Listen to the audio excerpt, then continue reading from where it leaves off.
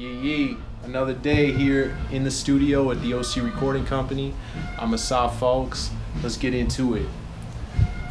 Here in Studio X, we got the homie Philip Baroni. What's good, all kosher? We out here trying to dream, hoping that when I wake up, I'm really still asleep. We'll check back with y'all in a little bit. Let's see what's up with the machine master, Danny So.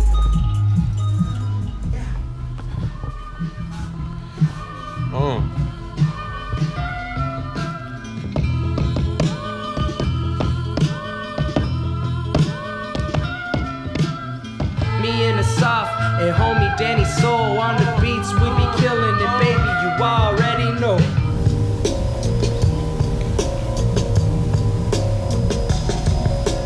Danny, why don't you flip the switch on for the people here and let's power up these bad boys. Danny Soul be keeping them tubes warm. If we're gonna look at a certain audio signal, there's gonna be a loud point and the lowest point. So if we subtract those 2 decibel numbers, we're gonna get a certain range. And that's our dynamic range, and the job of the compressor is to reduce that. So we set a threshold. If the signal exceeds the threshold, it's going to get turned down. With the compressor, by making the attack faster, it'll react more quickly to the attack of the sound, and it'll actually make the sound less punchy. Fast attack, less punchy sound, but more dynamic control. Slower attack, more punchy sound, less dynamic control. And the release control is going to be the opposite.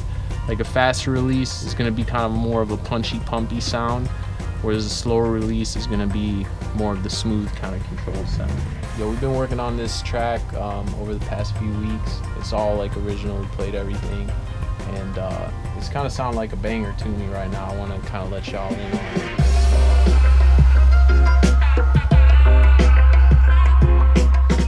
We definitely have like 3 or 4 distinct parts in this beat, and I think it makes it flow nicely and everything. But today we got to kind of organize the tracks and kind of get our mix on, make it really bumping. So we're gonna get into it here. So an EQ is a device that boosts or cuts frequencies within a signal. So we're gonna try to kind of shape the tone of these different sounds. So let's find the frequency. This ain't it. Maybe this is better. No, I like this one the best. So let's give it a little bit of that. All right, we on that SSL right here. I kind of want to make this brighter. Let's boost some of the treble. It's probably too much. Maybe give it a little bottom too.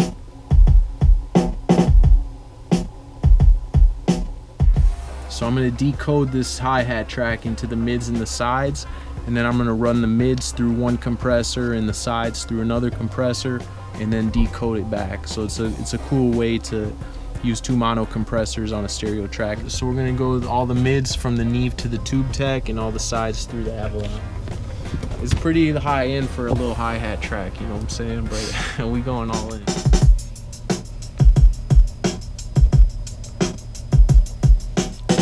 So the 808 is a stereo track, but like I already know from experience, like these are mono. You see when this thing is just straight up like this, like that means it's mono. So I'm just gonna put this little down mixer plug-in on it. So now it's a mono track and we can just run it straight up through this purple compressor. This is one of my favorites. What we're gonna do is parallel compression. So we're gonna mix this signal in with the original. So I'm gonna like really smash on it. So really fast attack and really fast release. I like the little distorted sound with the fast release.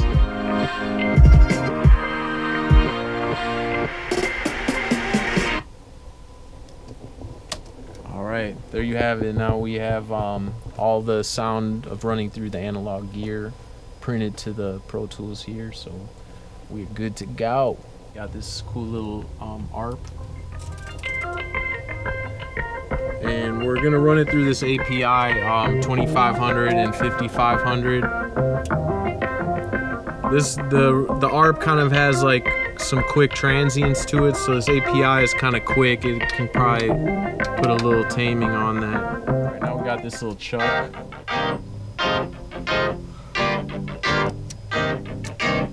The piano sounds a little bit dull to me. I would like to brighten it up, and I can already feel it. What we'll probably do with this is that same kind of like mid-side thing. We have all the mids going to the Tube Tech, and it's smashing right now. But we'll take it down. And let's hook up some EQ on this Neve right here. Let's hit that high pass filter. We'll cut out a bunch of those lows, making it sound muddy. High pass filter, give it a little. This is the sides now.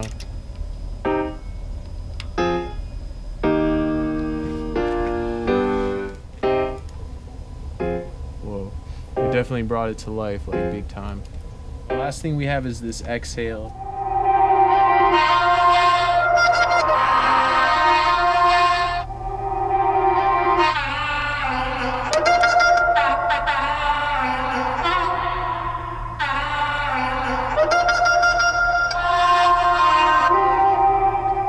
Mixing is all about balance, and some certain things that we're trying to balance is number one, volume. Compression is going to help us with that. We're going to have a frequency balance, a balance of all the tones, the instruments within our mix, and the EQ is going to kind of help us with that. We also want to have a spatial balance, and that can be panning things left to right, but it can also be the amount of mid versus side that's in our mix. So that's one area that time-based effects is going to help us, and another one is to create a sense of depth, like a front to back within the mix, and that's going to be kind of like reverb and longer delays. But the difference between reverb and delay is that reverb is like millions and millions of reflections hitting our ear at a single moment, whereas like a delay is more like a single repeat per instance. Things that you want more blended in or more further back, you put more reverb on. Things that you want to sound more up front, put less reverb. All right, let's bring down the reverb time a little bit, bring down the sides. Snare drums you want to pop and to be way up front, but you also kind of want them to sound big and blended in and everything. So it's typical like to have a lot of reverb maybe on a snare but still have it up front. So I think the pre-delay is kind of the secret to getting that effect, because it gives it like a slight moment for the dry sound to kick through and be up front, but then the tail end of it is more reverberated. So remember this, short delays make the sound bigger. It's almost like a doubling effect. Long delays have like that magical effect of kind of making our whole sound image feel like a bigger space. It can also like just have a rhythmic effect. Maybe instead of our snares being 1, 2, 3, 4, maybe we could do like a dotted thing. It's like 1, 2, 3, 2. Let's hear it in the mix.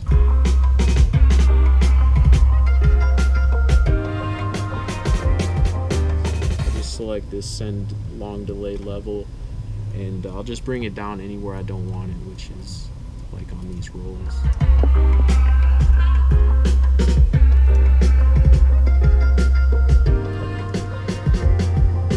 I'm down with it. And give it just a little more rhythmic flavor. I'm always down for more rhythm, more melody, more harmony. Hey, anything to make it more interesting. A little salt and pepper. I'm really excited about the start we made and some of the changes we made today, and the learning experience. And shout out to my homeboy Danny Soul. Yes sir, you already know. Hey, letting you in on his session right here. We've been in the studio with the Soft folks at OC Recording, mixing and mastering with the Machine Master. Yes sir. At OC Recording, YouTube, Instagram, Facebook, Twitter. All the social media is basically at OC Recording. Our website, www.ocrecording.com. It's really the whole shebang here. We're the one-stop shop. OC Recording, the Soft folks. Danny Soul has been